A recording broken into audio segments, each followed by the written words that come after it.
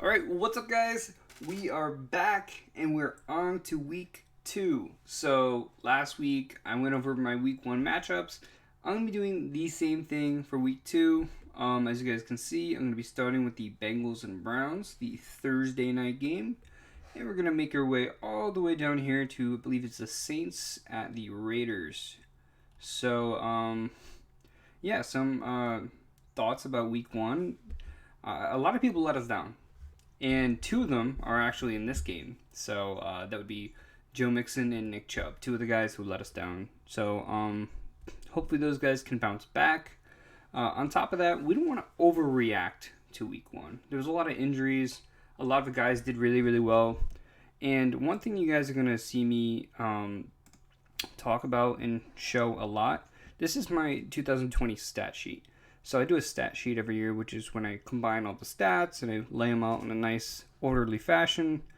As of right now, these guys are in the order of the top 10, whatever, at each position. So Russell Wilson is currently the number 1 quarterback. Cam Newton's up there. Mitch Trubisky is the running back because this is one off.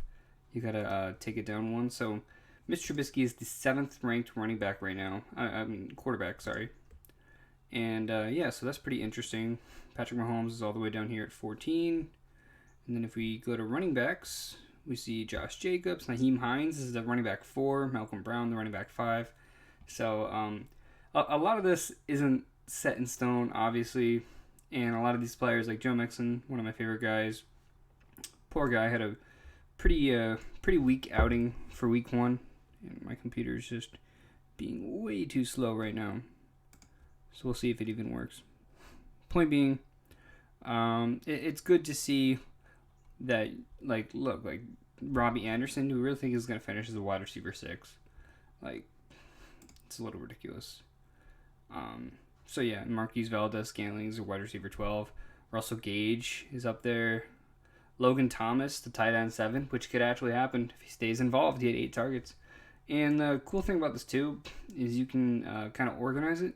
So if I want to see who had the most targets in week 1, I can go largest to smallest. Then it will change it up momentarily. So yeah, Logan Thomas tied for the 2nd most targets of tight ends out of week 1. So it's pretty interesting to see. Zach Ertz is up there. Chris Herndon's up there. Evan Ingram up there. So a lot of notable stuff there.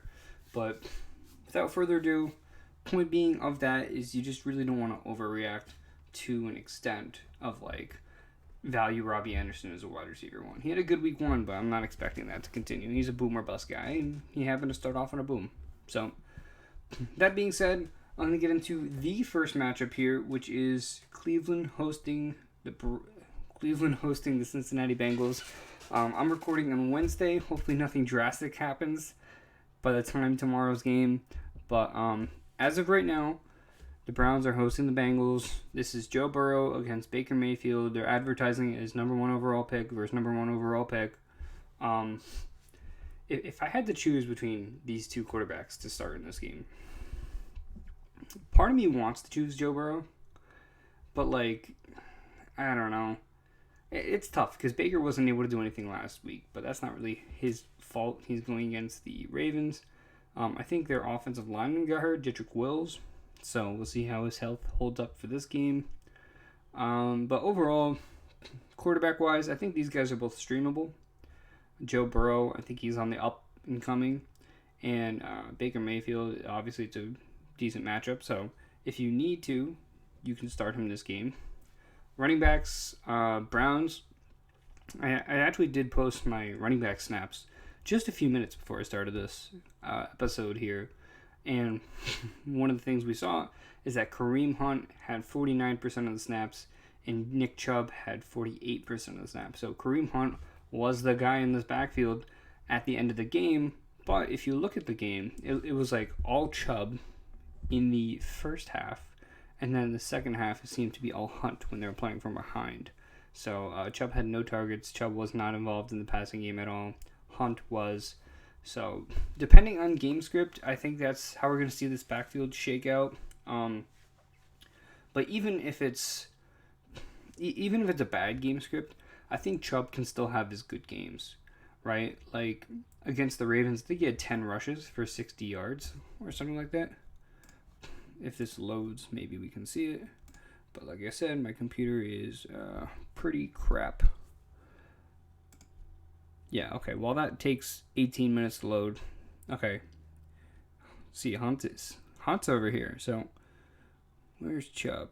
All the way down here. I think he had 6 points.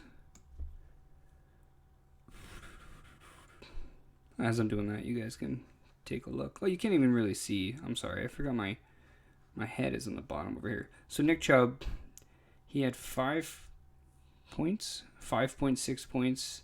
He averaged 6 yards per carry.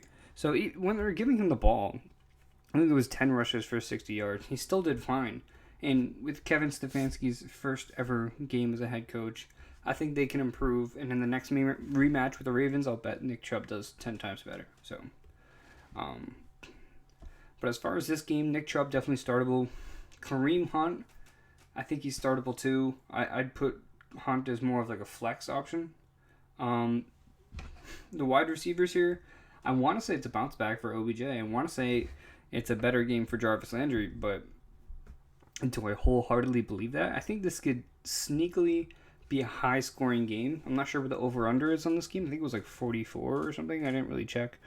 But I think this could be a relatively high-scoring game between two bad defenses. So I think Odell and Jarvis are both okay enough to start this week. They both have huge upside. Tight end wise, Austin Hooper is looking a little better now that David Njoku, I believe, is on IR. But it is worth noting, I think they got their rookie tight end involved as well. So I wouldn't be sold on Austin Hooper. I'm not starting him until I see some consistency with him, if I ever do. And if I never do, then he'll never be my starting lineup. I don't have any shares of him, so I'm not going to get too much into him. Bengals, I mentioned Joe Burrow, startable if needed, streaming option. Joe Mixon, I think this could be a huge bounce back opportunity for him. He played 59% of the snaps last week. Not huge, but he obviously is the main guy there. He had 20 touches.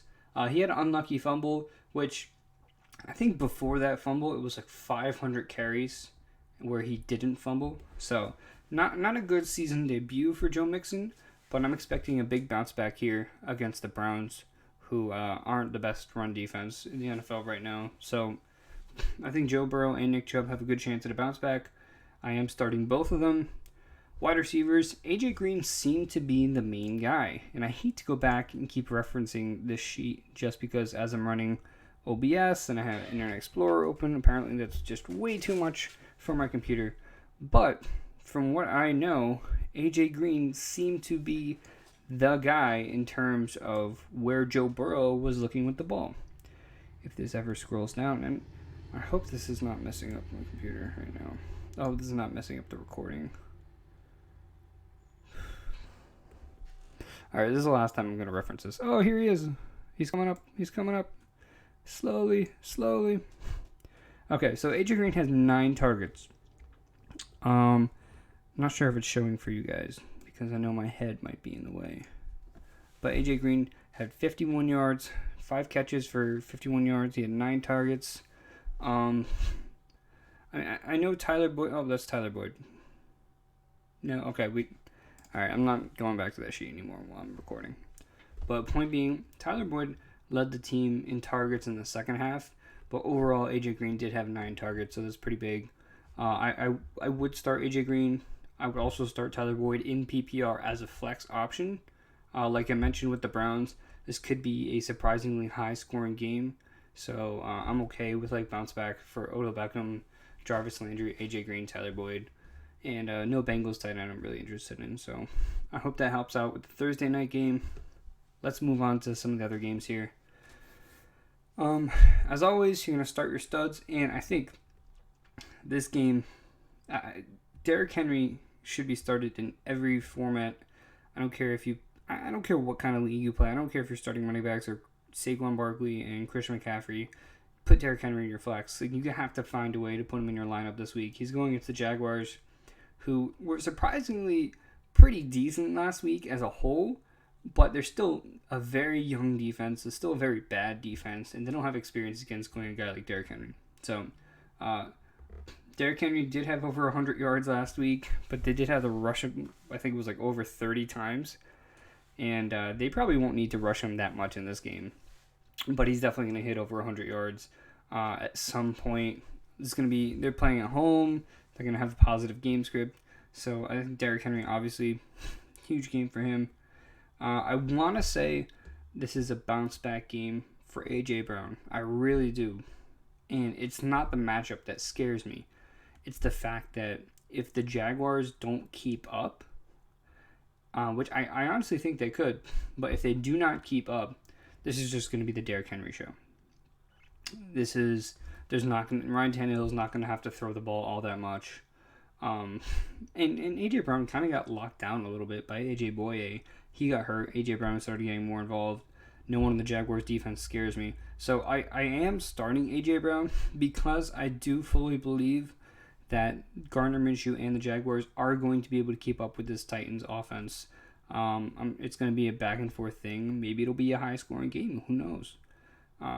But, Titans aren't really involved in too many high scoring games. So I think the Jaguars will be able to keep up. And if I do have A.J. Brown, I am going to start him. Corey Davis, that was kind of a lucky game. And as a Corey Davis truther from his rookie year, one of my favorite receivers to come out, he never really did all that well.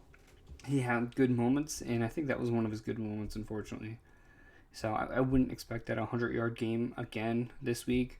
I think that's just the way the cards fell last week. If you have him, stash him. If he does this multiple times, then obviously he's worth throwing in your lineup.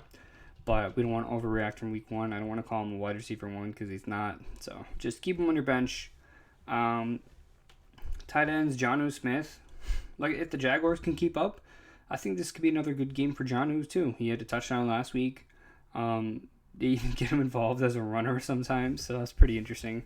But, I'm definitely okay with throwing Jonnu in your lineup. He's got the high upside. He also has a pretty low floor.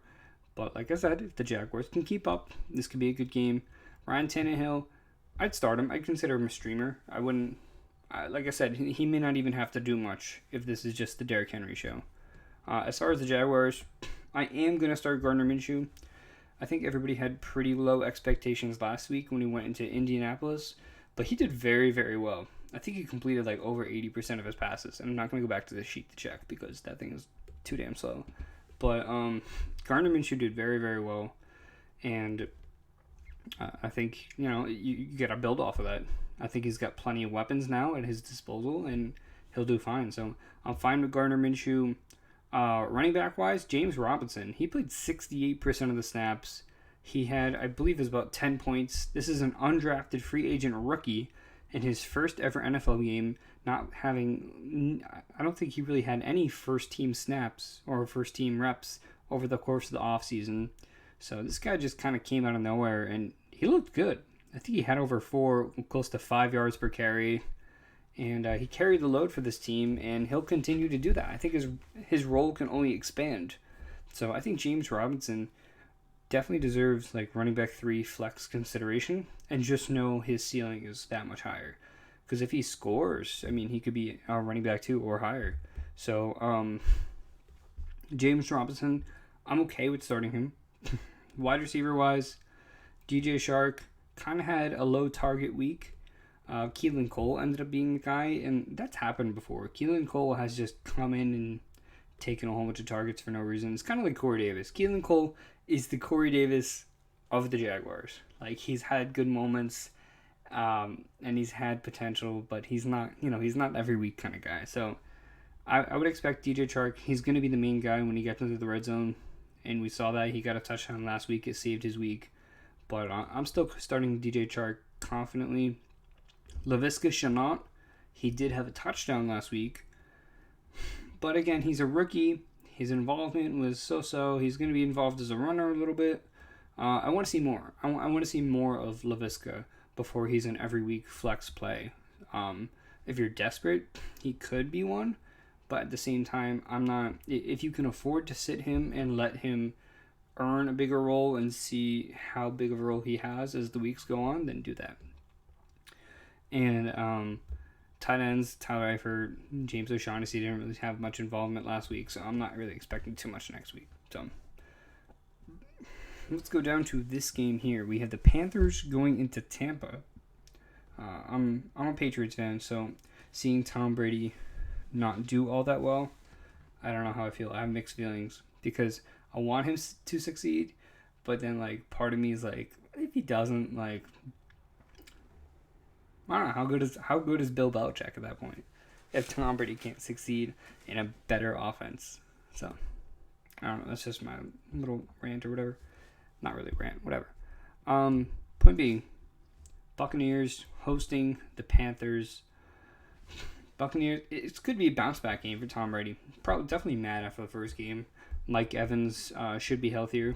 So Tom Brady, I'm starting these Buccaneers running backs. Ronald Jones seems to be the main guy. Bruce Arians staying true to his word.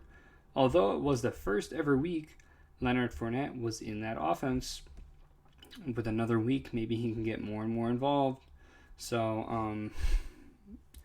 I don't know. I don't really feel comfortable with starting either of them. It's a great matchup.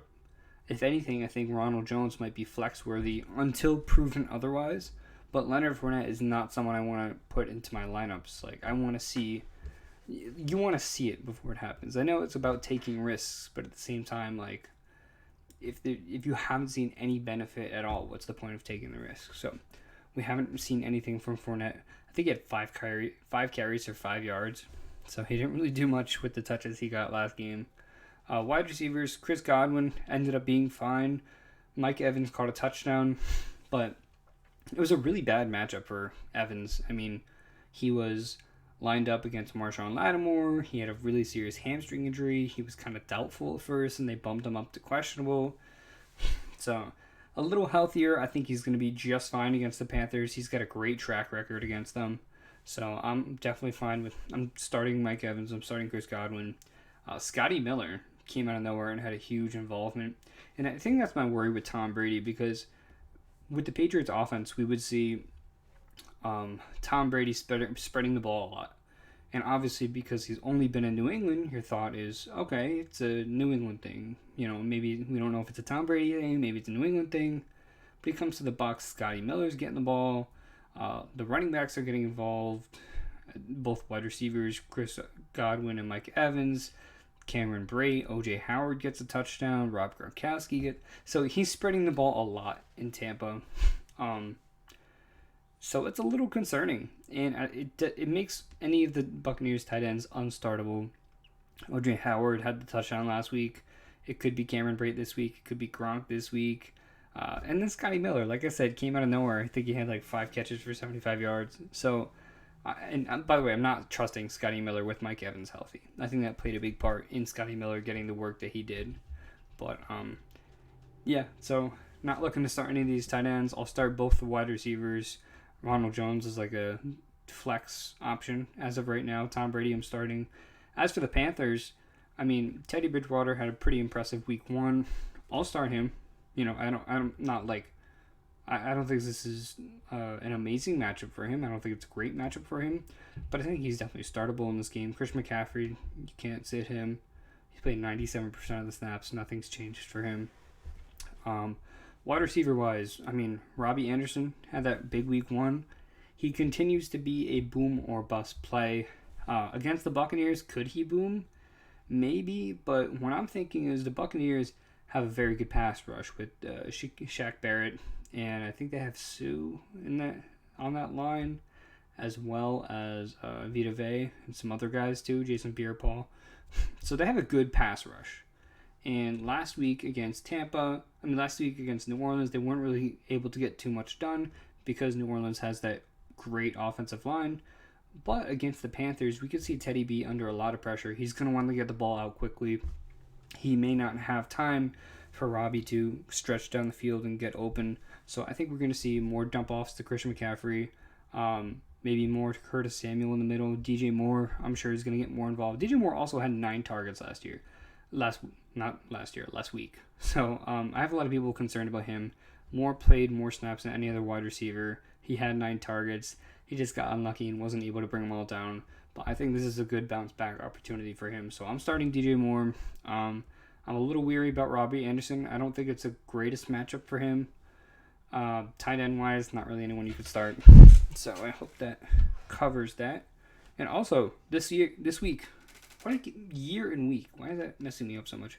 I have water, so you guys won't have to hear me like choking on air in the second half of this video. You can hear the ice cubes in there. Okay, so next game here we have, oh boy, this is two of the teams that played on Monday, and I can't find it in my notes for whatever reason.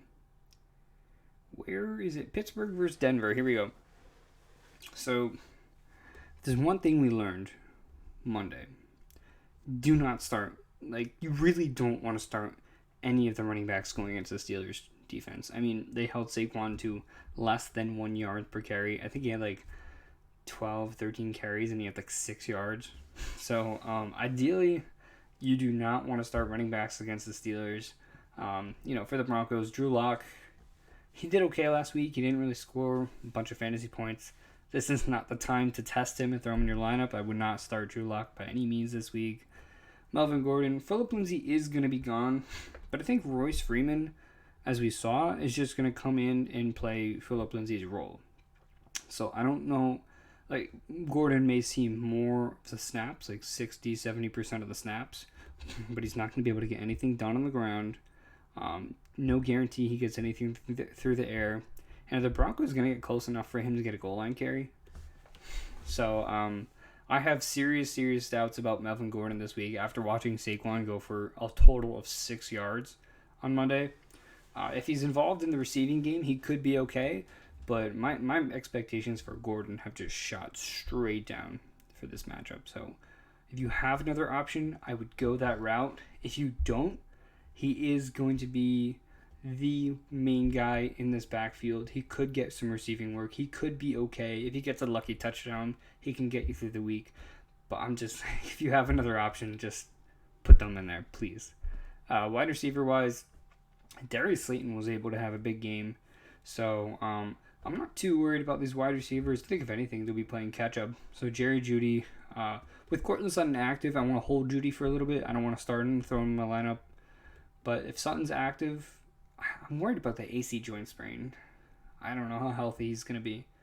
But if he's practicing in full, or if he's practicing limited the whole week, maybe gets a full on Friday, or if he's just limited, then I'd consider throwing him in my lineup. I think it's not a bad matchup. As we saw, Darius Slayton went off. Courtland Sutton kind of plays a similar role to Slayton. And at the same time, they're going to be playing from behind. They need to throw the ball. Noah Fant, unless you have like a Jared Cook or someone like that, I think he's fine in your lineup. He had a touchdown last week on Monday, but he wasn't really too involved in the second half, which is my worry with Fant. So if you have another great option, go ahead. But if not, he could be okay. As far as Pittsburgh, I think Big Ben, he had a pretty impressive week 1 showing. I've been down on Ben a little bit, but he did look pretty good in his first game back. He looked a little shaky in the beginning, but he kind of started to get more and more comfortable. So going into week 2, I think Ben's a decent start. Running backs, I don't know Connor's situation. Is he going to be healthy? No matter what, this is just not a good matchup. I mean, we saw Derrick Henry. It took him over 30 carries just to hit that 100 mark. And that's Derrick Henry. So I wouldn't be too keen on starting James Conner. If he is healthy, if he's out, Benny Snell becomes that much more interesting. I think Benny Snell is worth like a low running back 2 flex type situation. But if James Conner is healthy, I would put him as a running back, like a mid to low running back 2, with expectations being lowered. Because honestly, he's not going to get that much of a receiving game. Between Chase Claypool, who, by the way, Chase Claypool looked great. He had like 2 really long catches. I think he had 1 rush and like 2 good catches. Deontay Johnson had 10 targets. He led the team. Juju Smith had 6 targets, and he did the most he could with them. He brought down all 6 of them and had 2 touchdowns. So Juju Smith is a start. Deontay Johnson, he's a start too. James Washington now, Chase Claypool now. And the tight ends, Eric Ebron, is going to be used all over the field. He got like one target. So Vance McDonald was on the field too. So not starting Eric Ebron, but I'm definitely okay with Juju and Deontay Johnson being in your lineup. And yeah, so that'll be that game. Oh boy, we got the Eagles hosting the Rams. So the first game for Philly was not pretty. They lost to the Washington football team. And I mean, Lane Johnson got hurt, or he was out before the game. Either way, Lane Johnson wasn't available. That offensive line is slowly deteriorating. Look, if they don't have an offensive line, Aaron Donald is just, it's over. I mean, Aaron Donald's going to get minimum of 2 or 3 sacks on Carson Wentz. So Carson Wentz is going to be under pressure a lot. If Miles Sanders is back, I'm going to start him. As far as the receivers, last week it was like Greg Ward. Deshaun Jackson ended up not doing much. And if anything, Deshaun Jackson is going to be going against Jalen Ramsey. So he had a chance to have his big game last week and he didn't. So I'm going to sit Deshaun Jackson. Maybe a guy like Jalen Reagor could be interesting. This could be a potential breakout game for a guy like Jalen Reagor. But at the same time, I'm not going to bet on that. We don't know if Alshon Jeffrey's healthy. Basically, being the only people I want to start in this offense is going to be Miles Sanders, if he's back, which he's assumed to be back. And I'll start Dallas Goedert and I'll start Zach Ertz. I mean, Dallas Goedert is currently the tight end 1 right now. And he had a very good week 1. He had over 100 yards. So, I mean, if you can build off of that, I'm going to start Zach Ertz and I'm going to start Dallas Goedert. Those are going to be the 2 guys in this offense. And if Dallas Goedert finishes with more points than Zach Ertz again and gets more targets, then Goddard's an every single week starter. But right now, I'm definitely okay with starting him. I'm definitely still starting Zach Ertz. As for the Rams, Jared Goff, I think this is a good matchup for him. The running backs, Malcolm Brown, it's not a great matchup. I wouldn't. He had most of the snaps, but I think Cam Akers is going to see an increased role. And if Malcolm Brown didn't have those 2 touchdowns, I don't know how well he really would have done last week. So, there's no guarantee he gets those touchdowns again, especially against this Eagles defensive line, who's still very good against the run. So, I'm a little weary about Malcolm Brown. I'd put him more as like a flex play, if anything. But like I said, his role could go way down. Cam Akers could start getting more involved. So we'll have to see if that shakes out. If you can afford to sit Malcolm Brown, which you should be, you just got him off waivers, then okay. Like if you got Nyheim Hines and Malcolm Brown somehow, I would start Hines over him. If you have James Robinson, I would start him over Malcolm Brown. So Malcolm Brown is going to be at the bottom of like desperate guys to start. Wide receiver wise, Robert Woods. Still the number 1 option on this team. You got to start him. Cooper Kupp. I don't know what to think of Cooper Kupp. He had like 4 targets for 40 yards. But I think he has a chance to get a touchdown in this game. He seems to be his guy in the red, Jared Goff's guy in the red zone. It just happened to be the Malcolm Brown show last week. So I think Cooper can catch some touchdowns this week. Tyler Higbee didn't really see huge involvement even after Gerald Everett went down. I haven't seen too many updates on if Gerald Everett is healthy enough to play in this next game. I can actually check real quick because that will play a huge part onto whether this is actually a good matchup for Higbee or not. So let me just type in. I got a new phone, by the way. I have the iPhone SE now. Okay, so he's questionable.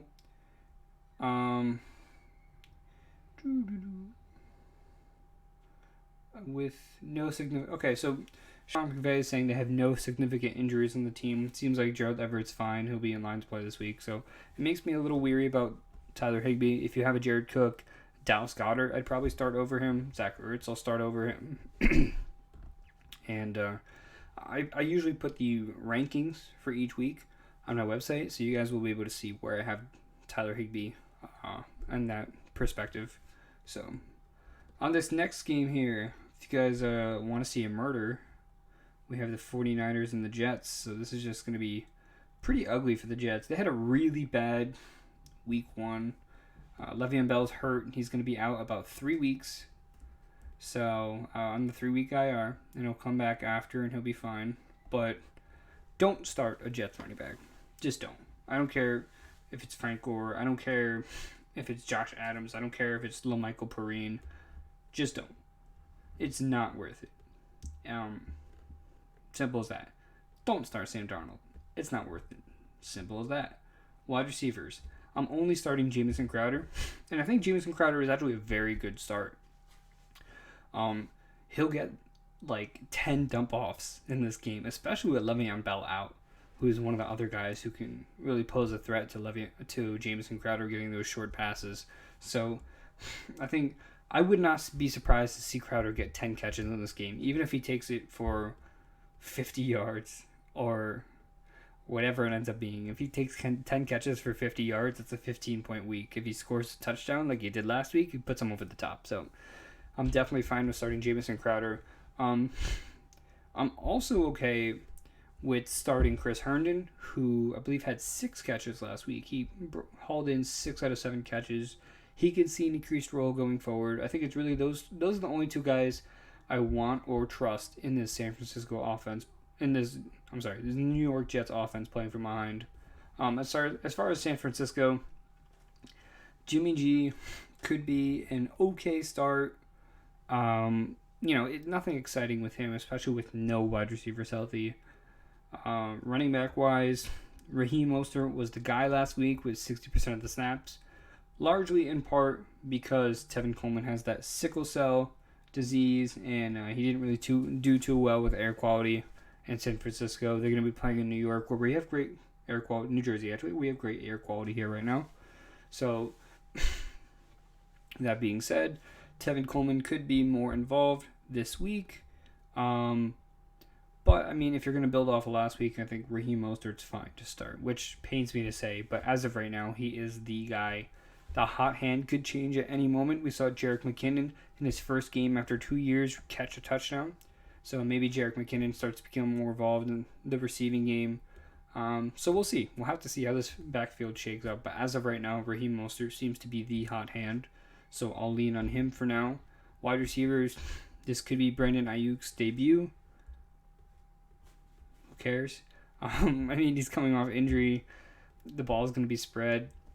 It's going to be George Kittle. It's going to be the running backs. If George Kittle, for whatever reason, can't play, I know he got injured. He should be in track to play this week. But if he doesn't, then Jordan Reed, I think, is a low tight end 1. He definitely gets that. If for some reason George Kittle can't play, I think Jerick McKinnon becomes a start for me. Because the Jets defense is actually pretty decent against the run, all things considered. So, they held Zach Moss and Devin Singletary to absolutely nothing on the ground last week besides... they let him do some stuff through the air, but I think this could be a good matchup for Jerick McKinnon. But Raheem Mostert, I'm still going to put him in my lineup if I really don't have any other options. Tight ends already talked about, so that's that. Whew. You guys know the deal. Let's move on here. We got the Dolphins hosting the Bills. So, going down here, we got... Alright, so I'm going to call this Ryan Fitzpatrick's last starting game for the Dolphins. I believe this is going to be it. He had 0 touchdowns and 3 interceptions last week against the Patriots. And I think Tua is going to see the field a lot earlier than we expect. I wouldn't be surprised to see him come in late this game, and then next week he could be named the starter. There's nothing concrete behind that. The team hasn't said that's the case. I'm just suggesting that Ryan Fitzpatrick is just not good right now. He has his hot years, but it's not looking like one of those years. As far as the running backs, it's a complete shit show. I'm not starting Myles Gaskin, Jordan Howard, Matt Breida, Patrick Laird. Just sit them. Wide receiver wise, if Parker is in this game and he's healthy, if he gets a full practice, if he goes the week in limited practices, I'm starting Devontae Parker, even though it's against Tre'Davious White. In the first half of the game against the Patriots, when he was covered by Stephon Gilmore, coming off a hamstring injury, Devontae Parker was getting the ball. He was targeted a lot, and he was coming down with the ball every single time. So, even though it's against Trey White, I'm still going to start Devontae Parker. For me, what I saw, because I'm a Patriots fan, I watched that Dolphins-Patriots game. From what I saw from him, he still looks like the wide receiver he did last year. And he's still getting the opportunities he did last year when he's on the field. So if Parker's playing, I'm starting him. I'm not comfortable. Preston Williams, I didn't really see enough of him last week. Mike Gesicki, it's not a good matchup again. But the whole thing is like, if they're playing from behind, and one of the things about last week too, the Patriots ate up so much clock last week between just Cam and their other running backs. I mean, the Patriots-Dolphins game ended like, and of all the games that started. Okay, so I just got an update. Miles Sanders and Lane Johnson are both on track to play this week. So that's good news for the Eagles. Definitely helps their offensive line. Back to this point. The Patriots ate up so much clock last week with all the rushing that they did. It reduces the amount of plays that you get. I mean, the Patriots-Dolphins game was over, I think, like 5-10 minutes before any of the other 1 o'clock games. So, the Dolphins should have more opportunities in this game. With more opportunities, maybe Mike Gesicki catches another extra couple passes. But Mike Gesicki right now, he'll be on the bottom of like the tight end ones. Like if you have Jared Cook, Tyler Higbee, like some of those other guys, I'd start them over Gesicki and want to see more consistency from him, which I think is going to come. And I think with Tua, that's going to be great for him too. But as of right now, I'm leaning on staying away from every Dolphin not named Devontae Parker. As for the Bills, Josh Allen, this is definitely going to be another smash game for him. They blew out the Jets last week. Devin Singletary and Zach Moss. If anything, I'd be a little more confident with Zach Moss. He seemed to be the better runner. Although Devin Singletary did get more of the snaps, Zach Moss did come down with the touchdown. So I would consider Zach Moss as a flex, and Devin Singletary also as a flex. If I had to choose between the two, if I had both of them, I might play Singletary because he's getting more snaps, and he was involved in the receiving game. But I don't know. That's a coin flip for me. But as far as wide receivers, John Brown and Stephon Diggs both still look like strong starts. It's a good matchup for both of them.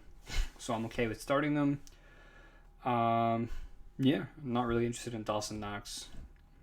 Okay, we have a couple more games here. We have this one here. This is Minnesota and Indianapolis. So Indianapolis is hosting Minnesota. Both teams did a lot worse than we expected. If you started the Minnesota defense, I'm sorry you lost this week.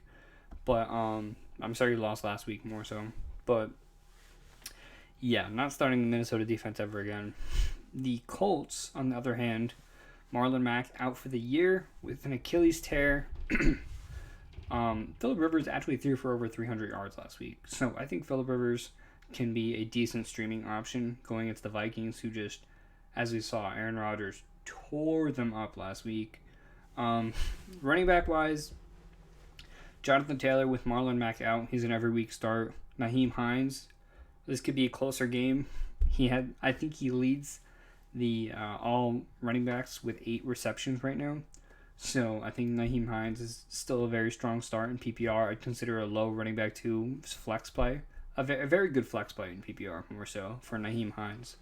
Wide receivers, Paris Campbell seemed to be the go-to guy for Phillip Rivers. He's not a guy who wants to really throw it deep.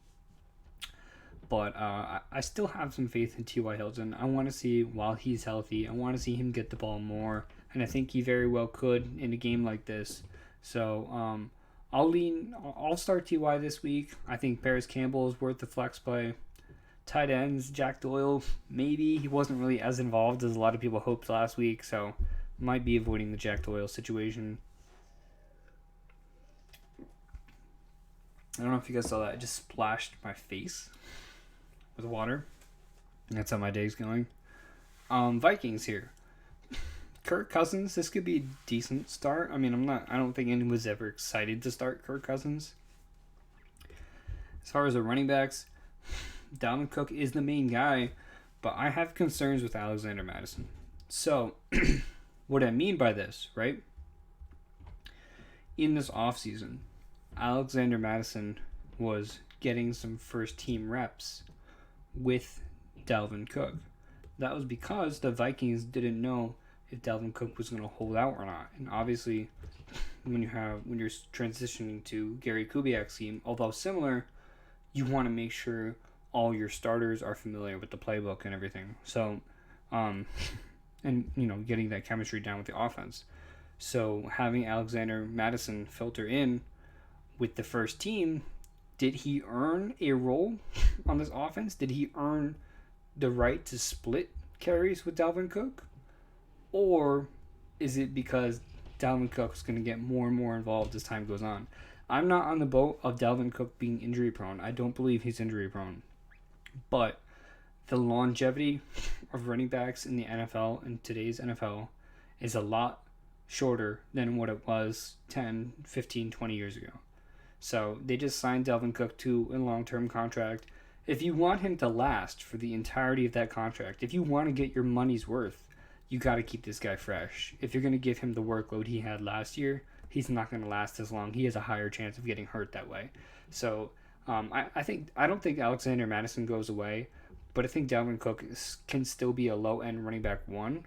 And who knows? Maybe he could go back to getting that workload he did last year. But as of right now, I would not count out Alexander Madison being a staple in this offense as well. I think they're going to split carries the rest of the year. But we'll see. As of right now, Adam Thielen, still a strong start. Tight ends, not interested in either of those guys, but that's my take on that. We got Packers and Lions. So Aaron Rodgers just absolutely tore up the Vikings. I think the Lions are going to be next. Fire up Aaron Rodgers. Running back wise, Aaron Jones, I'm fine with starting him. Devontae Adams, he's looking like the wide receiver one this year. It's very possible. As far as Alan Lazard and Marquise Valdez-Scantling, I don't know. I mean, I want to say start both of these guys, but I just don't know. I think if you're desperate, they can both merit flex appeal, but at the same time, I don't feel comfortable starting them over any of my other guys. So, yeah, I don't know what that really tells you. I don't think that really helped at all. But they're both desperate flex options. I don't really prefer one of the other. I think Marquez Valdez-Scantling might have higher upside just because he's that deep guy. But Alan Lazard, I think, could be a little safer. I don't know. It's whatever you guys are looking for. Tight end wise, none of them are involved. Not interested. Lions, Matt Stafford, he had an okay game. That can improve. These running backs, DeAndre Swift actually ended up leading this backfield in snaps. So he dropped it. Oh my God, that drop. If you guys saw the end of that game, DeAndre Swift dropped the pass that could have very well been the game-winning touchdown. He did have another touchdown, and he did start getting more and more involved. As he gets healthier, I think Swift could be a weekly running back too. But as of right now, I think he's nothing more than a flex play with upside. Kenny Galladay coming back. He's in my lineup. Marvin Jones. You would think last week Marvin Jones would have had that big week, but he really didn't. So I'm going to sit Marvin Jones this week. And I'm going to fire up TJ Hawkinson, who's coming off a big week. I think TJ Hawkinson and Kenny Galladay are going to be the guys to have as far as pass catchers in this offense. And that's who I'm going to roll with. So, this matchup, this is going to be so nice. If you have any of these, this is going to be a really short one, right? If you have an Atlanta Falcon, if you have a Dallas Cowboy, just do yourself a favor and start them. Julio Jones, Calvin Ridley, Matt Ryan, all should be starting. Dallas, you got Dak, you got CeeDee Lamb, Amari Cooper, Michael Gallup. Start them all. This is going to be a big shootout game. I mean, Matt Ryan had 450 passing yards last week. As far as some of the other guys that people have questions about, Hayden Hurst, Russell Gage, Todd Gurley, and then for the Cowboys, no, I think that's it, because they're starting Zeke. That's not really a question. So, for the Falcons, the Cowboys are pretty bad against tight ends. So, I would say this is a better matchup for Hayden Hurst than it was last week. And I think he could get the better of Russell Gage this week. So I'm going to fire up Hayden Hurst. Russell Gage, if you're really desperate, then maybe he can be an option. But just know his ceiling is just as high as his floor is low. So Russell Gage could put up 20 points, or he could put up nothing. So just know that when you're putting him in. And I would lean more towards nothing more so than something, if that makes sense. So I'm okay starting Hayden Hurst this week. Russell Gage, I'm not really expecting much out of him unless you're desperate.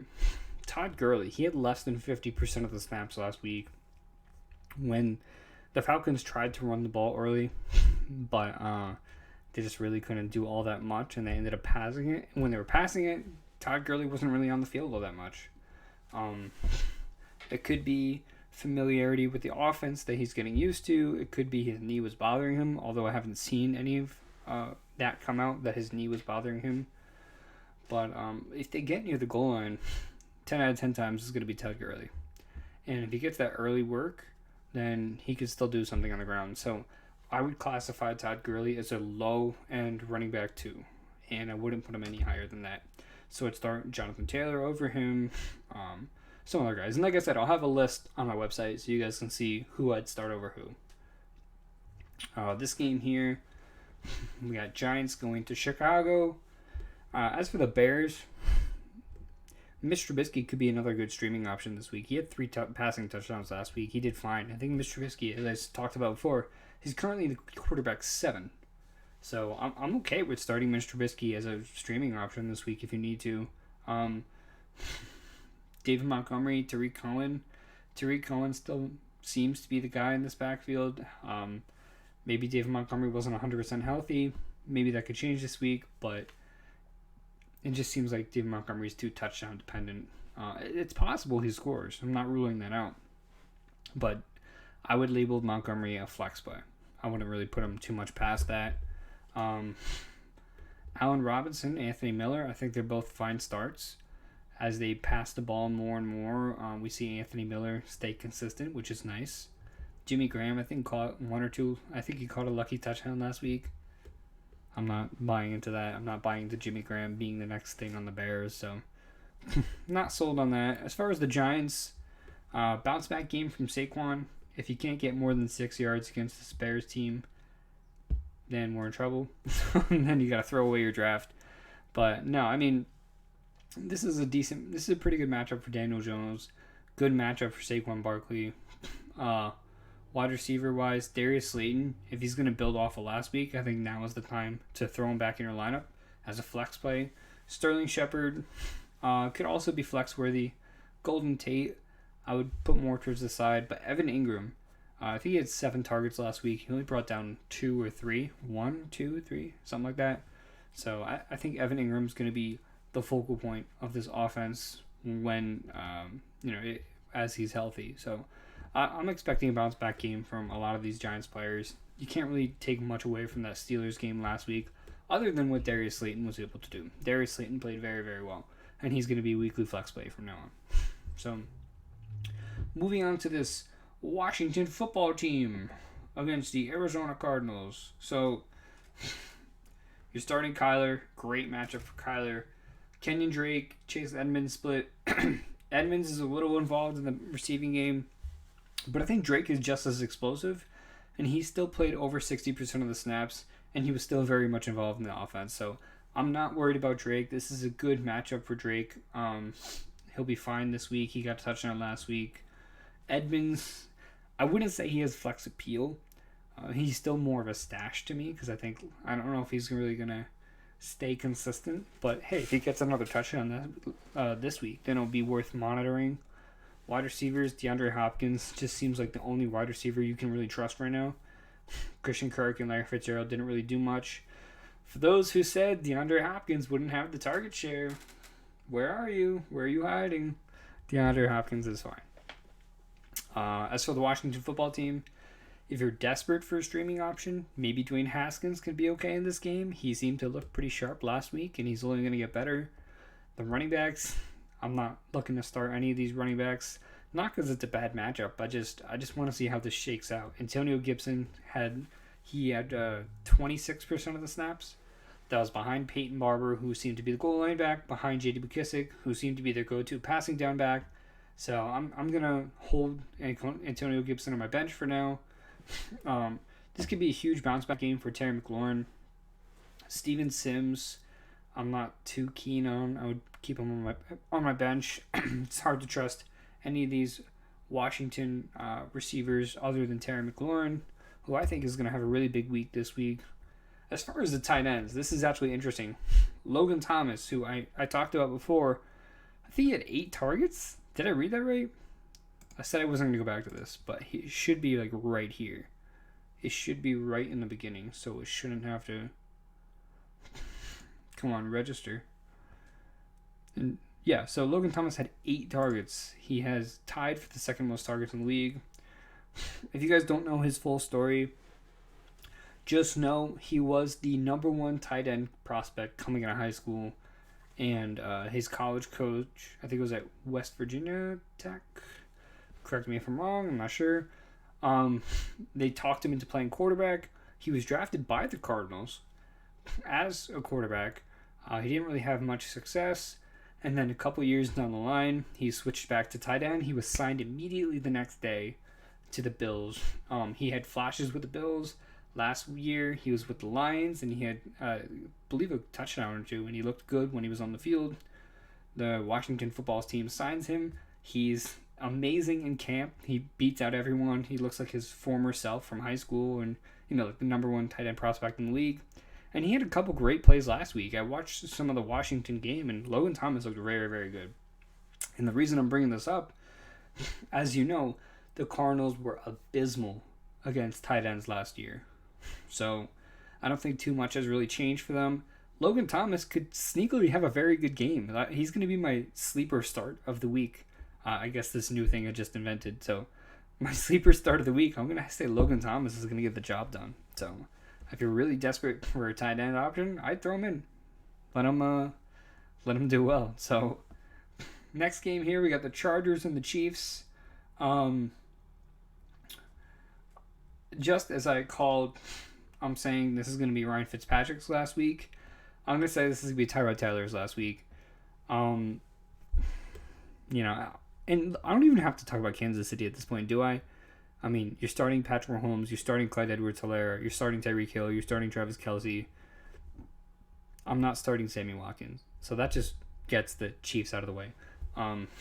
Chargers-wise, but, let me go back and say, if Sammy Watkins does just as well this week, and then he adds another week on top of it next week, then I would consider him an every week starter. But as of right now, Sammy Watkins had that big week 1 last year and disappeared, and he's very injury prone, so I'm not buying Sammy Watkins too much. Chargers, I'm going to say this is one of Tyrod's last games. He got the lucky win last week, but he just did not look good in his debut. I'm not starting. Okay, so I'm weary on Allen, right? I'm a little worried about Keenan Allen, but if they're going to be playing from behind, it's a better matchup. I wouldn't expect Mike Williams to be as involved as he was last week. I'm good with Eckler. Eckler has some pretty good receiving lines against the Chiefs, so I'm okay with starting Eckler. I'm fine with starting Eckler. If you drafted him in the second or first round, you are starting Eckler, especially in PPR. So, Eckler, I'm okay starting. Joshua Kelly, maybe flex consideration. If you're in like a deep standard league, I would consider him as a flex, but I do want to see more of him before I do that. Keenan Allen, he's a stud. I'm going to start him, hoping Justin Herbert gets in there sooner or later so we can get more out of these offensive weapons.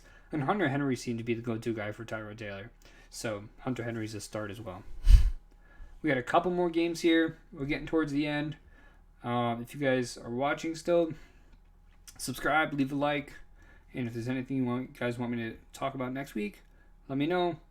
And I'm going to try to answer all the comments before Sunday's game and as many as I can before Thursday's. So, Houston versus Baltimore. I loved Will Fuller's usage last week, and I'm going to continue to start him even though it's Baltimore. I see it as like Hopkins light, as like he saw a similar. He seems to be the go-to guy for Watson now that Hopkins is gone. So I'm going to start Will Fuller. I'm also going to start David Johnson because Duke Johnson's not going to be on the field. It's going to be.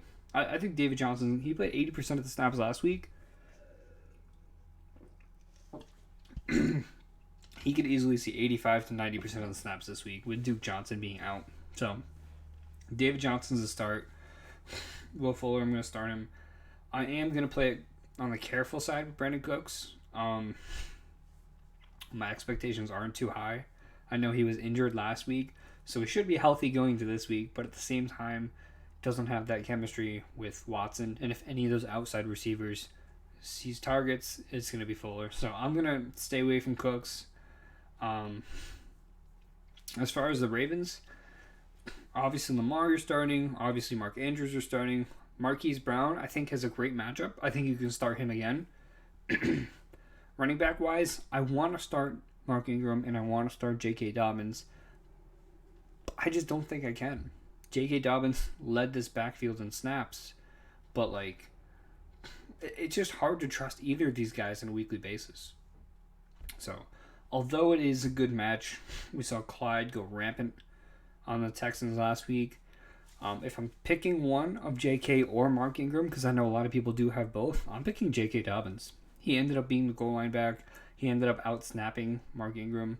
So I'm going to lean J.K. Dobbins out of the two, but I wouldn't consider him any more than a flex play just because Gus Edwards still got involved late in the game as well. So in a closer game, maybe J.K. Dobbins stays in the field a little longer, but still, if he didn't get those touchdowns, then he'd have like 20 yards and nothing to show for it. All right, we're getting to the end of the ropes here. We got Seattle hosting Cam Newton and the Patriots. Like I said, I'm a Patriots fan. I ended up watching this game at 1 o'clock on Sunday last week. And my thoughts are somewhere in this. Here we are. So, I talked about Tom Brady spreading the ball. And the thing about Cam Newton, one of the good things about Cam Newton, is he doesn't really do that. So, Edelman had a 36.8% target share in week 1. And N'Keal Harry had a 31.6% target share. So, when Cam is passing the ball, he is focusing on N'Keal Harry and Julian Edelman. Why that's important is because a closer game like Seattle, he's going to be forced to throw the ball more. He threw the ball, I think it was 19 times. If that total jumps to 25, 26, 27, 28, all of a sudden, Julian Edelman has 10 targets, N'Keal Harry has 7 or 8, and these guys both become viable. Julian Edelman still seems to be the focal point of this offense. So, I think this is a good matchup for him too. We saw Matt Ryan go crazy with 450 yards on the Seahawks last week. So I'm starting Julian Edelman. And I will say, if you're in a really desperate spot, I think N'Keal Harry, this could be his breakout game. And I'm not trying to be biased, but I'm just saying he had a 30% target share. Cam Newton seemed to go his way, and N'Keal Harry is also very good in the red zone, and Patriots don't really have a good tight end. So I think N'Keal Harry could get a touchdown, and Julian Edelman will do enough in PPR to get you maybe like 15 points. So I'm pretty sold on those two. Cam Newton, I think, is a great start. None of these running backs I'm trusting. James White, can't trust. Seems like Cam, he'd rather run it than dump it off to a guy like James White. So, yeah, I'm not too keen on James White. I'm not too keen on Sony Michel, just because Cam Newton is their number one runner. I think he had like 15 carries for 75 yards and a touchdown. I mean, he's their number one runner, and I'm just not interested in any of these other running backs. And as I said, no tight ends. As for Seahawks, Russell Wilson is currently the QB1. I think this could be... It's not a great matchup for Russell Wilson. I think the Patriots still have a pretty decent defense. But I'm going to start him. I'm going to start Russell Wilson. I'm going to start Chris Carson and hope he gets involved in the receiving game again, because that's what saved him last week, because Carlos Hyde actually outcarried and outproduced Chris Carson on the ground. So I'd be a little weary of that, but after Chris Carson's last week, you can't really sit him. But I am trying to sell Chris Carson high. If I have Chris Carson, I'm throwing an offer at every other team, trying to get a guy like Jonathan Taylor, maybe buy low on a guy like Joe Mixon, who I think is going to have a big comeback game. So I'm definitely on board with that. Wide receivers, you got to start DK Metcalf. You got to start Tyler Lockett until they prove you otherwise. This is going to be a closer game, and Seattle's going to be forced to throw the ball just like they were last week. So I'm okay with starting both of those guys. We have the last week here. We have the Michael Thomasless Saints going against the Raiders. So as far as the Saints go, Drew Brees is a good matchup for him. Taysom Hill, if you can pick him up as a tight end, I think he's going to benefit from this a lot, having Michael Thomas out. Alvin Kamara is going to benefit a lot. Emmanuel Sanders is going to benefit. Jared Cook going to benefit. When a guy swallows up over 180 targets last year, and he's not in the game, you have to realize how much that really affects all of the other players on the team. So Alvin Kamara, I think, is going to be a lock top 3 running back this week, if not higher, if not like the 1 or 2. Jared Cook, I think, is going to be a lock top 5 tight end this week. What else we got going on? Emmanuel Sanders, I think he'd be top 20. I'm not going too crazy about Emmanuel Sanders, but I think this could be one of those games where Taysom Hill is just a lot more involved than we'd like.